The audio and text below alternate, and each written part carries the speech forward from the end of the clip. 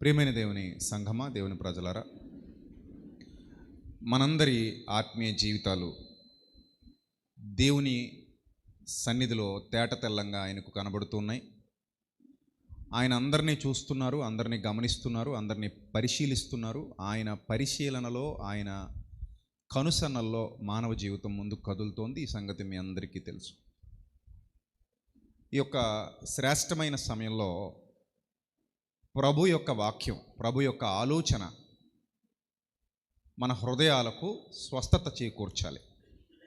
మీకు గతంలో చెప్పినట్టుగా ప్రతి వారం మనకు ఏదైనా ఒకవేళ మురికి ఆత్మీయంగా అంటుకుంటే దాన్ని శుభ్రం చేసుకుంటూ ముందుకు పోవాలి. దాని నుంచి విడుదల పొందుతూ ముందుకు పోవాలి. రోజు రోజుకి మన ఆత్మీయ స్థితిలో ఎదుగుదల కనబడాలి. అర్థమవుతుందా? మీ అందరూ కూడా ఆత్మీయ ప్రయాణంలో ఉన్నారు. ఏదో ఒక టైంలో మన డేటా అయిపోద్ది. డేటా అయిపోయినప్పుడు ఈ యంత్రం ఆగిపోద్ది. యంత్రం ఆగిపోయినప్పుడు ఆత్మ దాని దయచేసిన దేవుని యొద్దకు వెళ్ళిపోద్ది. అలా వెళ్ళే సమయం ఎప్పుడు ఆసన్నమైనా సరే తండ్రి అయిన దేవుడు సంతోషంతో ఆయన కుమారుడైన క్రీస్తు ద్వారా, ఆయన ఆత్మ ద్వారా నిన్ను ఆయన రాజ్యములోనికి అనగా పరలోకములోనికి అనుమతించేటువంటి అర్హత మనందరం ఎప్పటికప్పుడు కలిగి ఉండాలి. అలాంటి స్థితికి మనమందరం ఎదగాలి. కనుకనే మనకి సపోర్ట్ ఇస్తుంది ఏమిటి? వాక్యం. మనకి సపోర్ట్ ఇచ్చేది ఏమిటి? వాక్యం. బైబిల్ గ్రంథంలో ఒక అద్భుతమైన మాట వ్రాయబడింది. యెషయా గ్రంథంలో దేవుడు తన పిల్లలతో కమ్యూనికేట్ చేస్తూ, మీ అందరూ చూడొచ్చు ఆ మాట. యెషయా గ్రంథం ఓపెన్ చేయండి. 1వ అధ్యాయము 18, 19, 20 వచనాలు ధ్యానిద్దాం. యెషయా గ్రంథం 1వ అధ్యాయము 18, 19, 20 వచనాలు ధ్యానిద్దాం. దేవుడు తన పిల్లలతో కమ్యూనికేట్ చేస్తున్నాడు. ఏం మాట్లాడుతున్నాడు? యెహోవా ఈ మాట సెలవిచ్చుచున్నాడు, రండి అన్నాడు. రండి అంటే దేవుడు తన ప్రజలను పిలుస్తున్నాడు. కమ్ అని పిలుస్తున్నాడు. నా యొక్క సన్నిధికి రండి, నా యొక్క ఉనికిలోనికి రండి, నా యొక్క ఆలోచనల్లోనికి రండి, నా యొక్క సముఖంలోనికి రండి అని దేవుడు తన పిల్లల్ని ఏం చేస్తున్నాడు? పిలుస్తున్నాడు. వాళ్ళందరినీ పిలుస్తూ దేవుడు అంటున్నాడు, రండి నాయన, మన వివాదం తీర్చుకుందాం అన్నాడు. అంటే దేవునికి మనుష్యులకి మధ్యలో ఒక వివాదం ఉందట. వివాదాలు అనేవి సహజం, వస్తూనే ఉంటాయి. మానవ జీవితంలో వివాదాలు సహజంగా వస్తూనే ఉంటాయి. యేసుప్రభు గురించి కూడా ఒక ప్రవచనం రాయబడింది. ఏమిటది? ఆయనట వివాదాస్పదమైన గుర్తు అన్నాడు. వివాదాస్పదమైన గుర్తు అంటే యేసుక్రీస్తు వారికి ఎన్నో వివాదాలు ఉన్నాయి. వివాదం అనేది ఎప్పుడు వస్తుందంటే సత్యానికి అసత్యానికి మధ్య యుద్ధం జరుగుతున్నప్పుడు ఒక పోరాటంలో పుడుతుంది వివాదం. వివాదాలన్నీ అసత్య సంబంధంగా ఉండవు. ప్రతి వివాదం వెనక సత్యం అసత్యం మధ్య పోరాటం ఉంటుంది. నిజానికి అబద్ధానికి మధ్య జరుగుతున్నటువంటి పోరాటం. దాంట్లో నుంచే వివాదం పుడుతుంది ఎక్కువ శాతం. ఇప్పుడు యేసుక్రీస్తు ప్రభువారు వివాదాస్పదమైన గుర్తు అని ఎందుకు వ్రాయబడిందంటే, శాస్త్రులు పరిసయ్యులు ఒక బాట వేసుకుని వెళ్ళిపోయారు. ఆ బాటలో ప్రజలు గుడ్డిగా వెళ్ళిపోతున్నారు. అలా వెళ్ళిపోతూ అదే సత్యం అన్న భ్రమలో బతికేస్తున్నారు. ఈ భ్రమలో బ్రతుకుతున్న వారిని మరలా సత్య మార్గంలోకి నడిపించాలి. అలా నడిపించేటప్పుడు వివాదం పడుద్ది. గర్భసంచిలో కంతులు వస్తాయి కొంతమందికి, కనితే దాన్ని తీసేటప్పుడు ఏమొస్తుంది? నొప్పి వస్తుంది. అది పెరుగుతున్నప్పుడు లోపల నొప్పి వస్తుంది. దాన్ని తొలగించాలన్నప్పుడు కూడా ఏమొస్తుంది? నొప్పి వస్తుంది. ఎందుకు? ఆపరేషన్ చేయాలి. ఆపరేషన్ చేయకుండా అది పోదు కదా, మరి పోదు. సో ఆపరేషన్ చేయాలి కాబట్టి కొంచెం నొప్పి పడుద్ది, నొప్పి భరించాల్సిందే. అలాగే వివాదాలు ఉన్నప్పుడు అది పరిష్కారం జరిగే సమయంలో నొప్పి పుడుతుంది. ఇప్పుడు శాస్త్రులు పరిసయ్యులు ఏ మార్గంలో అయితే ప్రజలందరినీ తీసుకుని వెళ్ళిపోతున్నారో ఆ మార్గం ప్రభువుకు అనుకూలమైన మార్గం కాదు. కానప్పుడు ప్రభు దాన్ని ఏం చేశారు? పబ్లిక్గా వ్యతిరేకించారు. ఎప్పుడైతే వ్యతిరేకించారో ఆ సమాజంలో ఒక వివాదం పుట్టింది. ఇప్పుడు సమస్య ఒకటే అనుకోండి, వివాదం చిన్నగా ఉంటుంది. సమస్యలు అధికంగా ఉన్నాయనుకోండి, వివాదం అధికమవుతుంది. అంతే కదా. ఎక్కువ మురికి పట్టిపోయిన ప్రాంతంలో ఎక్కువ చీపురు కట్టలు అవసరం అవుతాయి. తక్కువ మురికున్న ప్రాంతంలో ఒక్క చీపురు కట్ట సరిపోద్ది. శుభ్రత ఎక్కువ కావాల్సిన పరిస్థితి ఏర్పడినప్పుడు శుభ్రం చేసే విధానం కూడా ఎక్కువగా ఉండాలి. దానికి వాడాల్సినటువంటి పరికరాలు, పదార్థాలు కూడా ఎక్కువ కావాలి. శుభ్రత తక్కువే కావాలి అనుకున్నప్పుడు, అంటే మురికి తక్కువ ఉంది అనుకున్నప్పుడు దానికి వాడాల్సినటువంటి పరికరాలు, పదార్థాలు తక్కువ ఉన్నా సరిపోతాయి. ఇప్పుడు యేసుక్రీస్తు ప్రభు వారు భూమి మీదకి వచ్చినప్పుడు కోత విస్తారంగా ఉంది. పనివారు ఎవరు లేరు, ఆయనే మొదటి పనివాడు. మొట్టమొదటి పనివాడు ఎవరు అంటే మన ప్రభు అయిన క్రీస్తు. పని నిమిత్తం వచ్చాడు ఆయన ఇక్కడికి, పని లేకుండా రాలేదు. ఆయనకి ఎన్నో పనులు ఉన్నాయి. ఒకటి కాదు, రెండు కాదు, కొన్ని వందల పనుల మీద యేసు ప్రభు వారి భూమి మీద అడుగుపెట్టారు. ఆయన అన్నారు, పని విస్తారంగా ఉంది నాయన, కోత విస్తారంగా ఉంది, పనివారు మాత్రం చాలా తక్కువ మంది ఉన్నారు. కాబట్టి కోతకు పనివారిని పంపమని కోత యజమానుని వేడుకోండి, మీరు ప్రేయర్ చేయండి, మీరు ప్రార్థన చేయండి. మనం చేయాల్సిన పని చాలా ఉంది, కోత విస్తారంగా ఉంది అని చెప్పారు ప్రభు. మీ బైబిల్ గ్రంథంలో అపోస్తలులందరి వేదన, బాధ అంతా అదే. పని విస్తారంగా ఉంది. పౌలు భక్తుడైతే మొత్తానికి ఫిలిప్పీ పత్రికలో సంఘం మీద నేరస్థాపనే చేశాడు. 1:21 ఒకసారి చూడండి, ఆ వచనం చూడండి. ఫిలిప్పీ పత్రిక 1వ అధ్యాయము 21వ వచనం అనుకుంటాను. క్షమించండి, కాదు, ఫిలిప్పీ పత్రిక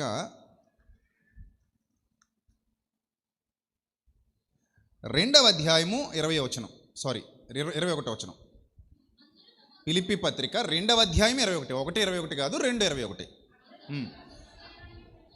అందరూ తమ సొంత కార్యాలే చూచుకొనిచున్నారు. For all seek their own అన్నాడంటే వాళ్ళ own business. For all seek their own business. వాళ్ళ యొక్క సొంత కార్యాల కోసం అందరూ చూసుకుంటున్నారు. ఎవరు చూసుకోవట్లేదు? అందరూ చూసుకుంటున్నారు. మీ మట్టుకు మీరు, నా మట్టుకు నేను, మనందరం మన సొంత కార్యాలు చూసుకోం. పొద్దున్న లేస్తే సాయంత్రం వరకు మనం ఎక్కువ టైం దేనికి ఇస్తాం చెప్పండి? దేనికి ఇస్తాం? మన ఓన్ థింగ్స్ ఏవైతే ఉన్నాయో, మన ఓన్ బిజినెస్ ఏవైతే ఉందో దానికోసం ఇస్తాం. అందుకే చాలా సందర్భాల్లో ఎవరైనా మన పనిలో వేలు పెడుతుంటే ఏమంటాం తెలుసా? It's none of your business అంటాం.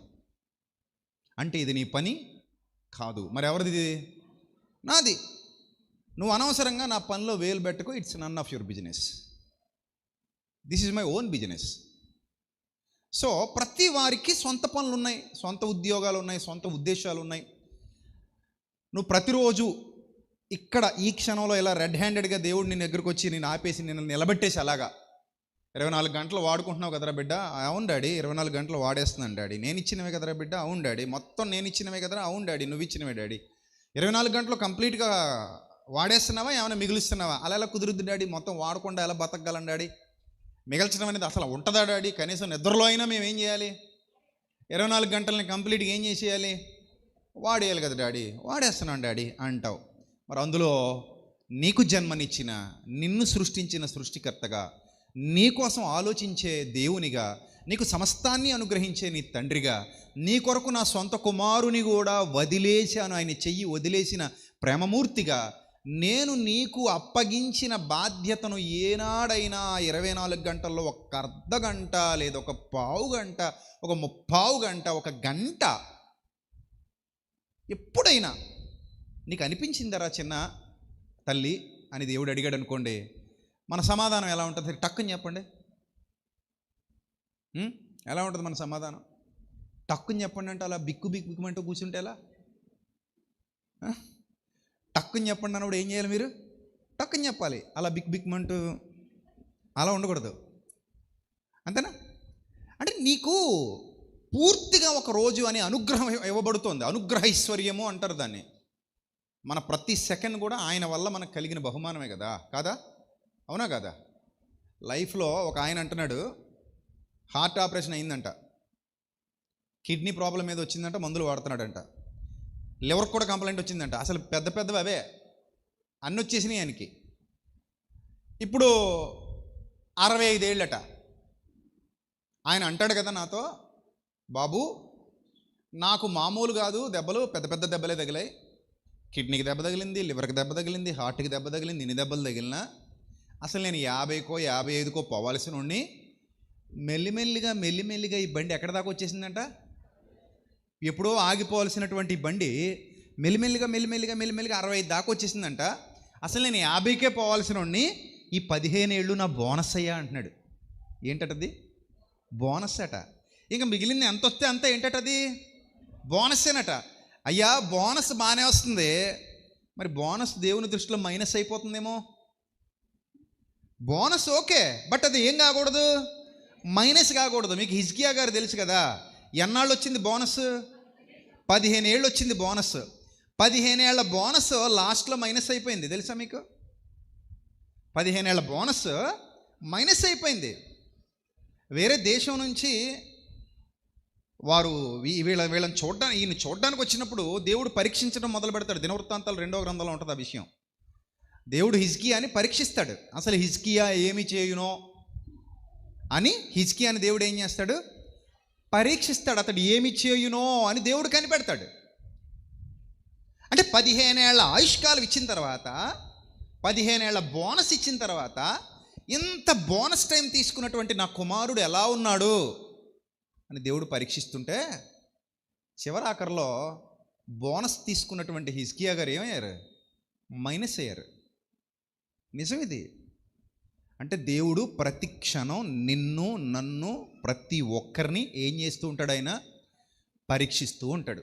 నేను చెప్పాను కదా, మొన్న వారం చెప్పాను కదా, ఆయన కనుసన్నల్లోనే మానవ జీవితం ముందుకు కదులుతోంది. ఆయన దృష్టికి కనబడని సృష్టం అంటూ ఈ భూమి మీద ఏది లేదు. ఎక్కడికి వెళ్ళినా, ఏం చేసినా, ఎలా ఉన్నా, ఏ పరిస్థితిలో ఉన్నా ఆయన కనుసన్నల్లోనే మానవ జీవితం నడవాలి. నాకు నేనుగా, నీకు నువ్వుగా అసంభవం, అది పాసిబుల్ కాదు. సో ఆయన ఆ పరీక్షలో ఏమయ్యాడు? ఫెయిల్ అయ్యాడు. దేవుడి పేరు చెప్పడు. ఏమయ్యా నువ్వు ఎంత గొప్పడు కదా హిజ్కియా, నీకు ఇంత ఇంజనీరింగ్ టెక్నాలజీ తెలిసిపోయింది కదా, నువ్వు ఎంత అద్భుతంగా వాటర్ని ఫ్లో చేయగలిగావు, ఎంత అద్భుతంగా నువ్వు ఎన్ని కట్టగలిగావు, ఎంతంతా చేయగలిగావు కదా అంటే, ఎక్కడా కూడా నా తండ్రి వలననే నేను ఈ ఘనత పొందుకున్నాను, 15 ఏళ్ల బోనస్ నాకు ఆయన ఇచ్చి ఉండకపోతే నేను ఈ స్థాయికి వచ్చి ఉండేవాడిని కాదన్న మాట మాట్లాడు. ఇదంతా మందే అన్నట్టు ఉంటుంది వ్యవహారం. ఇదంతా మందే. మనం అప్పుడప్పుడు మనం కూడా ఇల్లు కడతాం. ఓపెనింగ్ రోజున మన పని అంతా ఏంటో తెలుసా? బెడ్రూమ్లోకి, బాత్రూంలోకి, వంటగదిలోకి, అక్కడికి ఇక్కడికి అందరినీ తిప్పి తిప్పి తిప్పి తిప్పి తిప్పి తిప్పి మొత్తం ఎక్స్ప్లెయిన్ చేస్తాం. లైట్ ఎక్కడ తెచ్చామంటే, గోడ ఎక్కడ కట్టామంటే, టేబుల్ ఎక్కడ కొన్నామంటే, మంచం ఎక్కడ చేయించామంటే, కామన్ కదా. ఇంకా అందరూ చేస్తారు ఆ పని, అవునా? ఇళ్లలో దిగినప్పుడు గుమ్మం దగ్గర కూర్చొని అలా బిక్కు బిక్కుమంటూ ఉంటారా? ఏం చేస్తారు? రా అక్క, రా పెద్దమ్మ, రా బాబాయ్, రా మామయ్య, రా అల్లుడు, రా బావమది అని చెప్పి లోపల తీసుకెళ్ళి మొత్తం తిప్పి తిప్పి తిప్పి తిప్పి తిప్పి తిప్పి చుట్టబెట్టి తీసుకొచ్చేసి మొత్తం అంతా ఎక్స్ప్లెయిన్ చేసేసి సాయంత్రానికి కలిసిపోయి కింద పడిపోతారు. ఎంత పెద్ద ప్రసంగం చేశారో పొద్దు నుంచి, ఎంత భారం కలిగి ప్రసంగం చేశారో వచ్చిన వాళ్ళందరికీ కదా. ఈ ప్రసంగం అంతా పూర్తయ్యేసరికి సాయంత్రం కళ్ళు తిరిగి కింద పడిపోతారు, నీరసాలు వచ్చేస్తాయి అందరికీ కదా. సో ఇలాగే హిజ్కియా గారు కూడా తిప్పి తిప్పి తిప్పి తిప్పి తిప్పి చూపించారు. కానీ ఎక్కడా కూడా నా దేవుని వలననే, ఆయన కృప వలననే, ఆయన దయ వలననే, ఆయన నాకు అనుగ్రహించిన బోనస్ వలననే ఇంత దూరం నెట్టుకుంటూ వచ్చేసాను, ఇంత హ్యాపీగా ఉన్నాను. నిజంగా 15 ఏళ్ల ఆయుష్కాలం మరి మామూలుగా అయితే వస్తుందా? ఏ డాక్టర్ ఇవ్వగలడు? ఏ శాస్త్రవేత్త ఇవ్వగలడు? నాది ఆల్మోస్ట్ ఆల్ ఫినిష్ అయిపోయిన టైంలో, ఆల్మోస్ట్ ఫినిష్ అయిపోయాను, ఇంకా లేదు అనుకున్న టైంలో జస్ట్ నేను పెట్టిన పెట్టుబడి ఏమీ లేదు, కానీ ఆయన కృప వల్ల నాకు 15 ఏళ్ల ఆయుష్కాలం వచ్చింది. చూద్దాం ఆ రెఫరెన్స్. దినవృత్తాంతాలు 2వ గ్రంథం 20,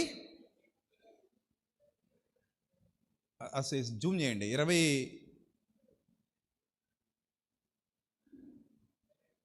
27, 32, 27, సారీ. దినవృత్తాంతాలు 2వ గ్రంథం 32, 24 నుండి ఒకసారి చూద్దాం. ఆ దినములలో హిజ్కియా రోగే మరణ దశలో ఉండెను. అతడు యెహోవాకు మొర్రపెట్టెను.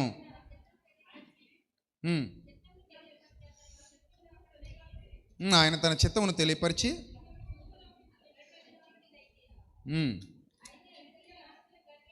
అయితే హిజ్కియా మనస్సున గర్వించి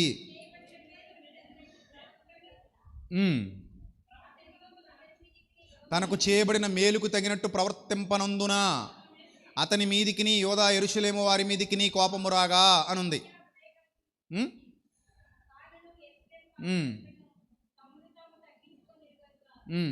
సో ఇక్కడ పాయింట్ మీరు జాగ్రత్తగా అర్థం చేసుకోండి. పరీక్షిస్తున్నటువంటి దేవునికి అతను ఫెయిల్యూర్గా కనబడ్డాడు అక్కడ. అర్థమైందా? సో బోనస్ రావడం ముఖ్యం కాదు. బోనస్ వచ్చినప్పుడు దాన్ని ఏం చేయకుండా కాపాడుకోవాలి? మైనస్ అవ్వకుండా కాపాడుకోవాలి. చాలా సందర్భాల్లో మన జీవితాల్లో గొప్ప గొప్ప కార్యాలు ఆల్మోస్ట్ ఆల్ ఎక్కడి దాకా వెళ్ళి బయటకు వచ్చేస్తాం? ఎక్కడి దాకా వెళ్ళి వచ్చేస్తాం బయటికి?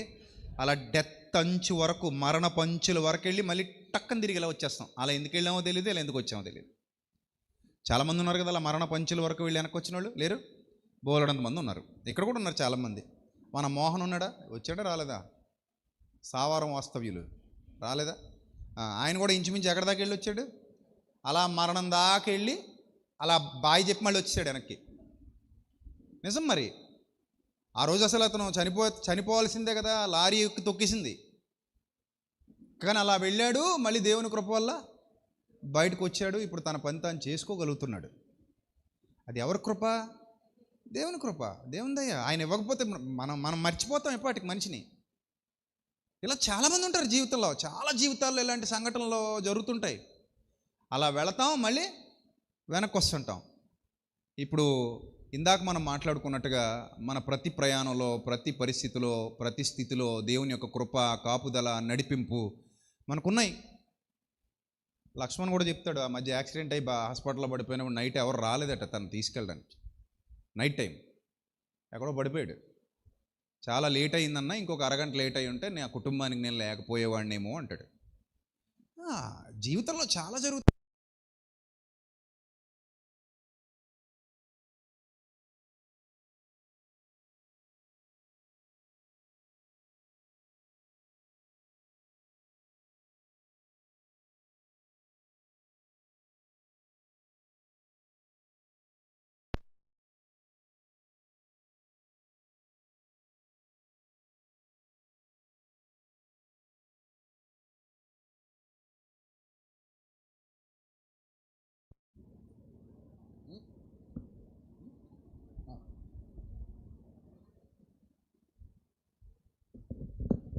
రైట్?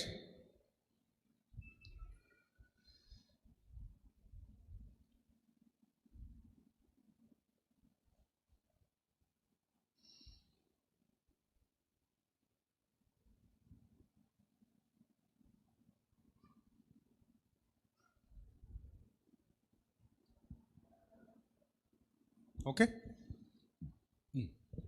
సో అలా మన జీవితంలో చాలా చాలా చాలా సంఘటనలు జరుగుతూనే ఉంటాయి. మనం వాటిని ఎప్పుడు పరిగణనలోకి తీసుకోవాలి. మన ఆయుష్కాలం ఆయన కృపలో నడుస్తుందని గుర్తించాలి. అక్కడ వ్రాయబడినటువంటి మాట ఫిలిప్పీ పత్రికలో మరోసారి చదువుదాం. పౌలు భక్తుడు సంఘం మీద చేస్తున్నటువంటి నేరస్థాపన. అరే నాన్న, అందరూ 2:21 ఫిలిప్పీ పత్రిక 2:21 అందరూ తమ సొంత కార్యములనే చూచుకొనిచున్నారు. కానీ 1:21కి 2:21కి మంచి లింక్ ఉంటుంది. నా మటుకైతే బ్రతుకుడు క్రీస్తు, చావైతే లాభం. 1:21 2:21లో మీ మటుకైతే బతుకుట మీరే, మీ సావు మీరు చావండి అంటాడు. అంతే. మరి మొదటి 1:21లో ఏముంది? నా మటుకైతే బ్రతుకుట క్రీస్తు, చావైతే లాభం. 2:21లో ఏమంటున్నాడు? మీ మట్టుకైతే మీ సొంత కార్యాలే, మీ బ్రతుకుడు మీ సొంత కార్యాలే తప్ప ప్రభు కోసం కాదు, బ్రతుకుడు క్రీస్తు కాదు, కనుక మీ సావు మీరు చావండి. అంతే కదా మరి. చదవండి 2:21 చదవండి. అందరూ తమ సొంత కార్యములనే చూచుకొనిచున్నారు. కానీ అసలు నీ లైఫ్లో, నీ డేలో డాడీ గుర్తు రావట్లేదు. DAY day, DADDY daddy. Day బాగానే ఉంది, 2 డీలు ఎగిరిపోయినాయి. డేలో ఏం ఎగిరిపోయినాయి? 2 డీలు ఎగిరిపోయినాయి. DAY డే ఉంది, కానీ అందులో DADDY డాడీ లేరు. సో మన డేలో ఖచ్చితంగా తండ్రిని గూర్చినటువంటి ప్రస్తావన, అవగాహన, పరిశీలన, పరిచర్య, పని ఎంతో కొంత కనబడకపోతే ఆయనకు ఏ భాగం ఇస్తున్నాం మనం మన దినంలో? ఇశ్రాయేలీని అడిగాడు, మీరు దశంభాగం ఇవ్వాల్సిందే అని ఇశ్రాయేలీల్ని. క్రైస్తవులనేమో మీరు శ్రేష్ఠ అర్పణలు ఇవ్వండి అన్నాడు. శ్రేష్ఠ భాగాలు, శ్రేష్ఠ అర్పణలు ఇవ్వండి అన్నాడు. శ్రేష్టమైనది బలాత్కారంగా కాక మీ హృదయంలో నిశ్చయించుకున్న ప్రకారం దేవునికి ఎలా ఇవ్వమంటున్నాడు క్రైస్తవ్యాన్ని? శ్రేష్టమైన అర్పణలు ఇవ్వండి, శ్రేష్టమైన కానుక ఇవ్వండి అని చెప్పాడు. ఇశ్రాయేలీలు మాత్రం 100లో 10 ఇమ్మన్నాడు, కానీ నిన్ను నీ శరీరాన్ని సజీవయాగంగా నీ శరీరాన్ని సమర్పించమంటాడు రోమా 12:1. నీ శరీరాన్ని, నీ కాలాన్ని, నీ ప్రాణాన్ని సైతము, నీ దేహాన్ని, నీ జీవితాన్ని, నీకున్న సమస్తాన్ని ప్రభు యొక్క పరిచర్య నిమిత్తం నువ్వు ఇవ్వాలి. నీ హృదయాన్ని కూడా ఇవ్వాలి అన్నాడు. ఏమివ్వాలి అన్నాడు? నీ హృదయాన్ని కూడా ఇవ్వాలి అన్నాడు. సో ఇక్కడ దేవుడు చెబుతున్నటువంటి మాటల్లోని సారాంశం మనకు అర్థమైతే, అందరూ తమ సొంత కార్యములనే చూచుకొనిచున్నారు కానీ యేసుక్రీస్తు కార్యములను చూడరు అనుంది అక్కడ. Not the things which are Jesus. అంటే దేవుని యొక్క కార్యాలు చూడట్లేదు. ఓన్లీ అందరూ దేనికోసం వెతుక్కుంటున్నారట? All seek their own business, but not Lord Jesus Christ. That is the main problem in Christianity. అది గమనించినటువంటి పౌలు మోమాటము లేనివాడుగా ముక్కుసూటిగా బోధ చేశాడు. అరే నాయన, ఇంకా రోజంతా ఇలాగే గడిచిపోతుంటే పేపర్ మీద రాసుకుంటే చిరాకు రాదు? వస్తా రాదా? ఒక పెన్ను పేపర్ తీసుకుని పొద్దున మనము లేవాలి, పళ్ళను బాగా తోమాలి, గ్లాసుడు పాలు తాగాలి, ఉతికిన బట్టలు కట్టాలి, తర్వాత బడికి బుద్ధిగా పోవాలి. ఇదేనా? సాయంత్రం ఇంటికి రావాలి, మళ్ళీ కడుపు నిండా తినాలి, చక్కగా బొజ్జోవాలి, మళ్ళీ పొద్దున లేవాలి, పళ్ళను బాగా తోమాలి. ఇంకింతేనా జీవితం? మరి మనం దేవా నా జీవితమిదిగో నీ సొంతం, ప్రతిక్షణం నీ పనికై అర్పితం, నా వరకైతే బ్రతుకుట నీ కోసం, చావైతే ఎంత గొప్ప లాభం. నా శరీరము నా శరీరము శరీరం అంటే ఇక్కడ నుంచి ఇక్కడ దాకా, అరికాలు మొదలుకొని నడినెత్తి దాకా, నా శరీరము నీ కొరకై ప్రతిష్ఠితం, సజీవయాగముగా నీకు సమర్పితం.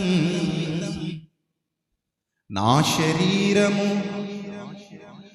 నీ కొరకై ప్రతిష్ఠితం, సజీవయాగముగా నీకు సమర్పితం. నా కాలము అప్పుడప్పుడు అనుకూలము, నీ చిత్తముకై.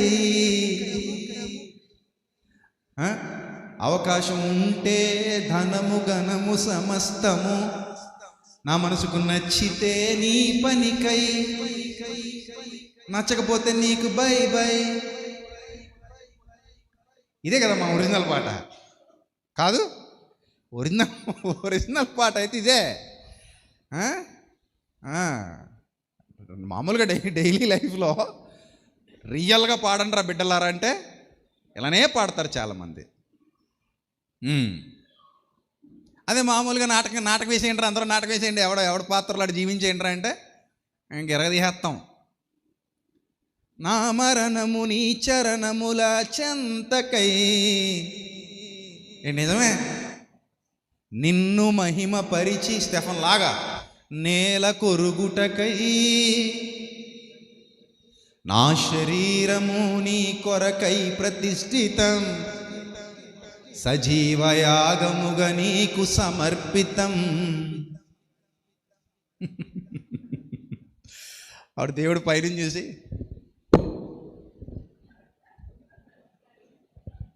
అంటాడు ఆయన, ఒరే ఒరే ఒరే ఏంద్రా ఎంత అబద్ధాలు, ఎవర్రా మీరంతా అంటాడనమాట.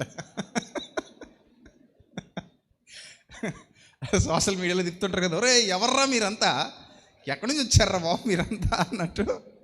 మరి ఎవర్రా బాబు మీరందరూ? మీరు పెదవులతో నన్ను కనపరుచుదురు కానీ మీ హృదయం ఎలా ఉంది?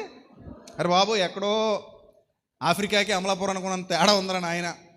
మీరు పెదవులతో నన్ను కనపరుచుదురు కానీ మీ హృదయం నాకు చాలా దూరంగా ఉందిరా నాయన అంటాడు ఆయన. కాబట్టి పాట సంవత్సరాలుగా వింటున్నాం, కానీ ఆ పాటలోని మాట మన బ్రతుకులో బాట కాకపోతే మనకు ఆయన టాటా చెప్పేస్తాడు. అర్థమైందా? దేవుడు టాటా చెప్పేశాడు అనుకో, ఇంకా ఆ తర్వాత నీకు పరలోకంలో కోట ఉండదు. ఇంకా ఉంటుందా?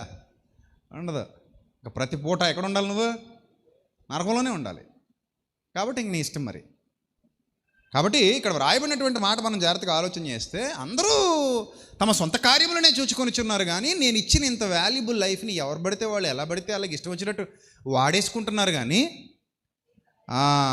ప్రభు కార్యాలు చూడరు అని ఉంది. చూడరు అంటే నెగ్లెక్ట్ చేస్తారని.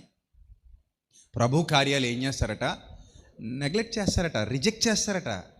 అసలు రిజెక్ట్ చేయడం, నెగ్లెక్ట్ చేయడం అనేది దేవుడు చేశాడు అనుకోండి, మన జీవితమే అడ్రస్ లేకుండా పోద్ది. అడ్రస్ ఉండదు ఇంక మనకి. నిజం. దేవుడు తన శ్వాస నిశ్వాసములను తిరిగి తీసుకుని ఎడలా మనుష్యులందరూ మరలా ఏమైపోతారని వ్రాయబడింది? ధూళి అయిపోతారు అని వ్రాయబడింది. ధూళి అయిపోతారు అని వ్రాయబడింది.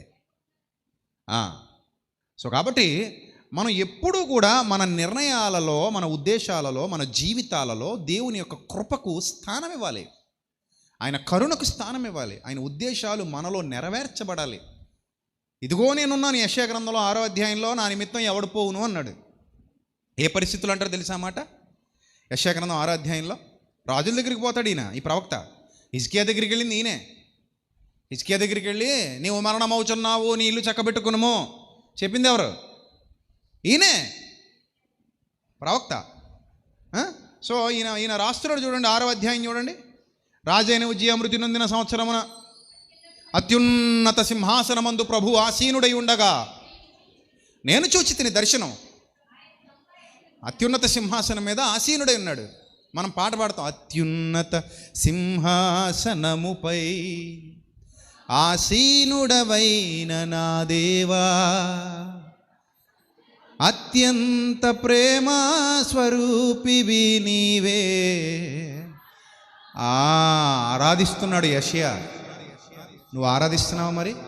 ఆరాధింతును నిన్నే, ఆరాధింతును నిన్నే. ఏ రీతిగా ఆరాధిస్తున్నాం మనం ప్రభుని? ఏ రీతిగా ఆరాధిస్తున్నాం? చాలాసార్లు చెప్పాను మీకు, ఆరాధన అంటే అర్థం ఏంటో. ఆరాధన అంటే అర్థం ఏమిటి? మిక్కిలి గొప్పగా ప్రభువుని ఏం చేయటం? ప్రేమించటం. తర్వాత చదవండి. ప్రభు ఆసీనుడై ఉండగా నేను చూచి తిని ఆయన చొక్కాయి అంచులు దేవాలయమును నిండుకొనెను. ఇది రియల్గా దేవుడికి చొక్కా ఉందని అది కాదు సుమా, ఎవరో టైలర్ దేవుడికి కుట్టాడని కాదు, అలా ఆలోచించకండి. ఇది దర్శనం. దేవునికి శరీరమే లేదు, ఆయన ఆత్మే ఉన్నాడు.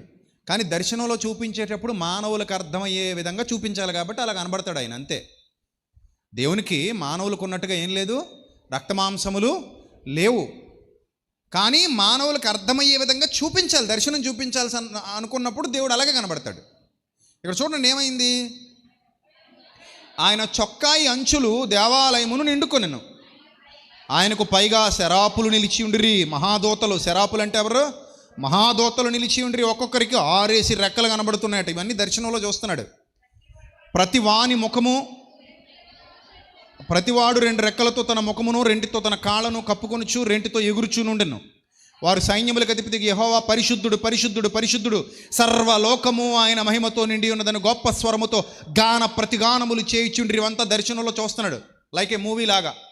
ఒక సిల్వర్ స్క్రీన్ మీద, ఒక పెద్ద 70mm స్క్రీన్ మీద మూవీ చూపిస్తుంటే ఐమాక్స్లో ఎలాగ ప్రేక్షకులు ఎక్స్పీరియన్స్ చేస్తారో దర్శనము అంటాం దాన్ని. ఈ దర్శనంలో కూడా అలాగే ఒక స్క్రీన్లా కనబడుతుంది, అందులో చూస్తూ ఉంటాడు ఈయన. రియల్గా కళ కాదు. దర్శనం వేరు, కళ వేరు. కళ నిద్రలో వచ్చేది, దర్శనం మెలకువలో వచ్చేది. మెలకువగా ఉండగా ఒక స్క్రీన్ మీద కనబడేదాన్ని దర్శనం అంటారు, నిద్రలో ఉండగా కళ్ళలో కనబడేదాన్ని కళ అంటారు కదా. అర్థమైందా? రైట్. ఇక్కడ చూడండి, అక్కడ గాన ప్రతిగానములు చేయుచుండ్రి. వారి కంఠస్వరము వలన గడప కమ్ముల పునాదులు కదులుచు, మందిరము పొగచేత నిండగా, ధూమము చేత నిండగా, నేను ఇంత గొప్ప దర్శనం చూసేసిన తర్వాత ఆయన ఎక్స్పీరియన్స్ ఎలా ఉందంటే, నేను దర్శనం చూసా, ఐఎమ్ ఎ సూపర్ మ్యాన్ అని చెప్పట్లేదు ఆయన. ఐఎమ్ ఎ గ్రేట్ మ్యాన్, నాకు నేను గ్రేట్ మ్యాన్ కాబట్టి నాకు దర్శనం కనబడింది అనట్లా. ఏమంటున్నాడు ఇక్కడ? ఏమంటున్నాడంటే, అయ్యో నేను అపవిత్రమైన పెదవులు గలవాడను, అయ్యో నేను అపవిత్రమైన పెదవులు గలవాడను, అపవిత్రమైన పెదవులు గల జనుల మధ్య నివసించువాడను, నేను నశించి తిని, రాజులకు సైన్యమునకు రాజును, సైన్యములకు అధిపతికి యెహోవాను నేను కనులార చూచి తినని అనుకుంటిని అన్నాడు. అది ఒప్పుకోవడం అంటారు దాన్ని, రిపెంటెన్స్. ఈ రిపెంటెన్స్ అనేది ఎప్పుడు వస్తుందో తెలుసా? దేవుని యొక్క సముఖంలోనికి నువ్వు వెళ్ళగానే నీకు పశ్చాత్తాపం వచ్చేస్తుంది. ఒకవేళ నీలో పాపపు స్వభావం ఉంటే, నీకు మారు మనసు అవసరమైన పరిస్థితి ఉంటే, ఆయన సన్నిధిలో కనబడినప్పుడు నీ హృదయం కొవ్విపోదు. కొంతమంది కొవ్వు పట్టేసి ఉంటారు, వాళ్ళు మారరు. రండి మన వివాదము తీర్చుకుందాము అన్నప్పుడు ఎవడైతే దేవుని సన్నిధిలోకి వచ్చి నిలబడతాడో అతని హృదయం అతన్ని తొందర పెట్టేస్తుంది. అతను గిల్టీ ఫీల్ అవుతాడు, ఒప్పుకుంటాడు, విడిచిపెడతాడు. ఎందుకంటే దేవుని సహవాసానికి దూరం కాకూడదు. ఆయనతో వాదిస్తే గెలవు నువ్వు, ఆయనతో సమాధాన పడితే నిన్ను ఆయన దగ్గర తీసుకుంటాడు. దేవుడితో ఎప్పుడు ఏం చేయకూడదు? వాదించకూడదు. నేను గొప్పోడిని, నేను అంతా, నేను ఇంత, అలా పనికిమాల కబుర్లు చెప్పకూడదు. తప్పు నీది అన్నప్పుడు ఒప్పుకోవాలంతే, ఒప్పుకుని విడిచిపెట్టేయాలి. ప్రభా తప్పు అయిపోయింది, నన్ను క్షమించంటే మళ్ళీ ఆయన ఏం చేస్తాడు? దగ్గర తీసుకుంటాడు. అలా కాకుండా బిల్డప్లు కొట్టావనుకో గెట్ అవుట్ అంటాడు, అంతే అక్కడ. సో ఇక్కడ ఏం జరుగుతోంది? అంత గొప్ప దర్శనం చూసిన తర్వాత అతను తనను తాను దేవుని సముఖంలో, దేవుని ఎదుట ఒప్పుకుంటున్నాడు. ప్రభువా నేను అపవిత్రమైన పెదవులు గలవాడను, తర్వాత నేను అపవిత్రమైన జనుల మధ్య నివసించువాడను, నేను నశించి తిని, రాజును సైన్యములకు అధిపతికి యెహోవాను నేను కనులార చూచి తినని అనుకుంటుని. అప్పుడు శరాపులలో ఒకడు తాను బలిపీఠము నుండి కారుతో తీసిన నిప్పు చేత పట్టుకొని, ఇదంతా దర్శనమే సుమే, దర్శనం ఇది. కారుతో తీసినటువంటి నిప్పు చేత పట్టుకుని నా దగ్గరకు వచ్చి, నా దగ్గరకు ఎగిరి వచ్చి, అంటే రెక్కలు ఉన్నాయి కదా, మరి రెక్కలు ఉన్నాయి కదా ఆ శరాపులకు, మహాదూతలకు రెక్కలు ఉన్నాయి, 6 రెక్కలు ఉన్నాయి కదా, ఆ రెక్కలతో ఎగురుకుంటూ వచ్చాడట. ఎగిరి వచ్చి నా నోటికి ఆ నిప్పును తగిలించాడు అని వ్రాయబడింది అక్కడ. నా నోటికి ఆ నిప్పును తగిలించిన పిమ్మట, ఇది నీ పెదవులకు తగిలేను గనుక నీ పాపమునకు ప్రాయశ్చిత్తమాయను, నీ దోషము తొలగిపోయేను అనిను. ఇదంతా దర్శనంలో కనబడుతున్నటువంటి ఒక రూపకాలంకారపు సందర్భం. అంటే ఇది ఒక సూచనప్రాయమైన సందర్భం అన్నమాట. ఆ పెదాలకు ఎప్పుడైతే నిప్పు తగిలిందో నీ పాపం పోయిందంటున్నాడు. అగ్ని తగలగానే ఏం పోయిందంటున్నాడు? నీ పాపం పోయిందంటున్నాడు. అప్పుడు అయ్యా ఇంత గొప్ప సత్యం నాకు బయలుపరచబడింది కదా, ఇంత గొప్ప దర్శనాన్ని నేను కన్నులారా చూశాను కదా. అప్పుడు ఒక స్వరం వింటున్నాడట. అప్పుడు నేను ఎవరిని పంపెదను, మా నిమిత్తము ఎవడు పోవునని ప్రభు సెలవీయగా వింటిని. చూశారు? నేను ఎవరిని పంపెదను, మా నిమిత్తము ఎవడు పోవును, మా నిమిత్తము ఎవడు పోవును, మా నిమిత్తం ఎవడు పోవును. చనిపోయిన జాన్సన్ గారు పాట రాశారు, ఎవరెళతారు తన పిల్లలను రక్షించుటకు, ఎవరెళతారు తండ్రి బాధను కళ్ళారా చూసిన క్రీస్తే బలి అయినాడు, తండ్రి తనయుడేసే బలి అయినాడు, తండ్రి బాధను తెలుసుకునే వారెవరున్నారు, తండ్రి మనసును తెలుసుకునే వారెవరున్నారు. ఆ పాటలో భావం ఇదే. ఆయన రాసిన పాటలో ఈ వచనాలనే ఆయన ఉదహరించి ఆ పాటలో ఆయన పొందుపరిచి ఉంటాడు. ఇక్కడ ఏమంటాడంటే, నా నిమిత్తం ఎవడు పోవును, మా నిమిత్తం ఎవని పంపెదను, నేను ఎవని పంపెదను, మా నిమిత్తం ఎవడు పోవునని ప్రభు సెలవీయగా వింటిని. అంతటా ఆయన అన్నారట యెషయా గారు, నేనున్నాను ప్రభువా చిత్తగించుము, నేనున్నాను నన్ను పంపుమనగా. చూసారు, ఇక్కడ దాకా అంతా బాగానే ఉంటుంది. ఆ లైన్ రాదు మన నోట్లోంచి. ఎందుకో తెలుసా మనకి చాలా సంఖ్యలు వేసేసాడు అపవాది. ఎన్ని సంఖ్యలు వేసాడో ఆ సంఖ్యలన్నీ మనం దేవుణ్ణి అడుగుతాం, ప్రభువా ఇంకో సంఖ్యలు వేసే ప్రభువా, ఇంకోటి వేసే ప్రభువా, ఇంకోటి వేసే ఇంకో 10 వేసే ప్రభువా, ప్లీజ్ ప్రభువా, అన్నీ వేసే ప్రభువా నా మీద. నువ్వు అన్నీ వేసేసాక నేను నీకు వేసేస్తాను ప్రభు. ఒకటి, నాకు ఉద్యోగం వేసేయి, బిజీ చేసేయి. ఒక భార్యనిచ్చేయి, భర్తనిచ్చేయి, బిజీ చేసేయి. ఓ 4 పిల్లల్నిచ్చేయి, ఇంకా బిజీ చేసేయి. ఇల్లు కట్టుకునే పని ఇచ్చేయి, బిజీ చేసేయి. ఈఎంఐ కట్టే పని ఇచ్చేయి, బిజీ చేసేయి. ఇంకా ఈ మధ్యకాలంలో స్ట్రెస్ అనేది ఒకటి వచ్చింది కదా కొత్తగాను. ఐహిక విచారం, ఆందోళన, ఒత్తిడి, స్ట్రెస్, అది ఇంకా ఎక్కువ ఇచ్చేయి, బిజీ చేసేయి. దాని ద్వారా ఓ బీపీ ఇచ్చేయి, దాని ద్వారా ఓ షుగర్ ఇచ్చేయి, దాని ద్వారా ఓ థైరాయిడ్ ఇచ్చేయి, దాని ద్వారా ఓ లివర్ జబ్బు ఇచ్చేయి, దాని ద్వారా ఓ పొట్ట వ్యాధి ఇచ్చేయి, జీర్ణ వ్యాధి, గ్యాస్ట్రిక్ కూడా ఇచ్చేయి, అల్సర్ ఇచ్చేయి. ఇంకేమైనా ఉన్నాయా మంచివి?